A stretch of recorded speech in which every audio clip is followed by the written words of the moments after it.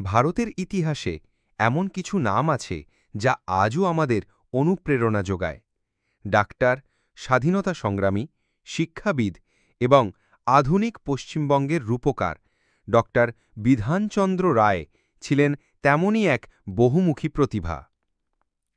1882 সালের 1 জুলাই বিহারের বাঁকিপুরে জন্ম নেওয়া বিধানচন্দ্র রায় ছিলেন একজন অসাধারণ মেধাবী ছাত্র।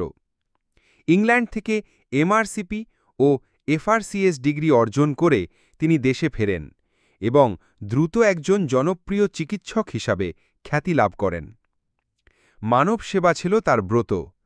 স্বাধীনতা আন্দোলনে মহাত্মা গান্ধীর অনুপ্রেরণায় তিনি সক্রিয়ভাবে অংশ নেন এবং কারাবরণও করেন। স্বাধীনতার পর 1948 সালে তিনি পশ্চিমবঙ্গের মুখ্যমন্ত্রী হিসাবে এক বিশাল দায়িত্ব গ্রহণ করেন।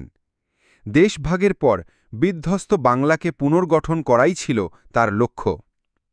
তার দূরদর্শী নেতৃত্বে গড়ে ওঠে দুর্গাপুর শিল্পাঞ্চল, কল্যাণী, বিধাননগরের মতো নতুন শহর।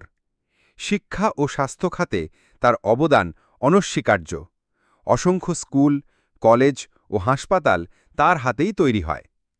1961 সালে তিনি ভারতের সর্বোচ্চ অসামরিক সম্মান ভারতরত্ন ভূষিত হন।